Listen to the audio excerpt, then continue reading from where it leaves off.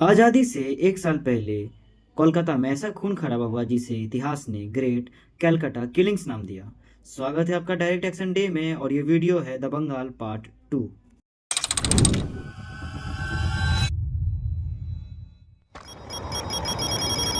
Partition के time जब east Pakistan यानी कि बांग्लादेश बन रहा था तो उनका एक एम था कि कोई एक इंडस्ट्रियल या फिर डेवलप सिटी हमारे पास हो, और वो सिटी था कोलकाता। पार्टीशन कुछ यूं हुआ था कि मुस्लिम मेजॉरिटी जगह पाकिस्तान में चले जाएंगे और हिंदू मेजॉरिटी भारत में रहेंगे, और उस समय कोलकाता हिंदू मेजॉरिटी। तो फिर वहाँ के उस समय की सीएम सोहरावर्दी का ये काइंड ऑफ प्लान था कि कैसे कोलकाता को एक हिंदू मेजॉरिटी से मुस्लिम मेजॉरिटी जगह बना दिया जाए। तो उनका प्लान ओवरऑल यही था कि 30 से 40 हज़ार हिंदुओं का कत्लेआम करना, और वो एक मार्जिनल डिफरेंस जो है हिंदू और मुस्लिम पॉपुलेशन में, उसको ख़त्म करके मुस्लिम मेजॉरिटी जगह को बना देना।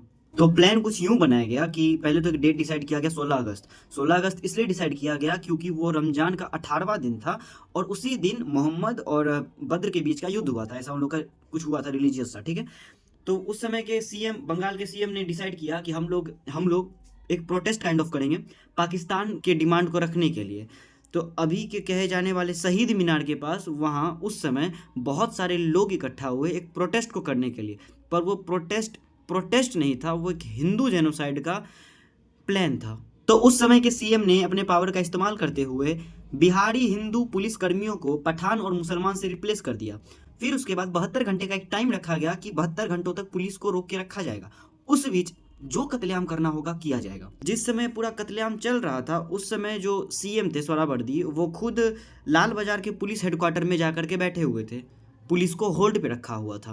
16 अगस्त 1946 को शहीद मीनार के पास एक भीड़ जो प्रोटेस्ट कर रही थी, पर वो प्रोटेस्ट करते करते धीरे धीरे वहाँ के दुकानों को ज़बरदस्ती बंद करवाया, फिर दुकानों को तोड़ा, दुकानों को लूटा, वहाँ के मारवाड़ियों को मारा, फिर कत्लेआम स्टार्ट किया।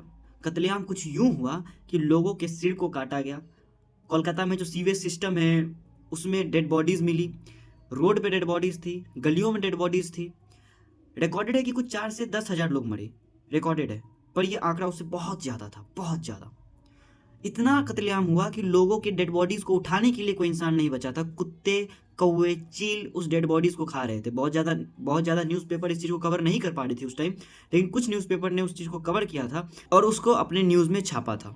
तो यही है वो द डायरेक्ट एक्शन डे, जिस मूवी का नाम है द बंगाल फाइल्स, जिसको रिलीज़ होने से बंगाल में रोका गया। मतलब अब पता नहीं क्यों रोका गया, like again vote bank appeasement था या फिर जो भी था।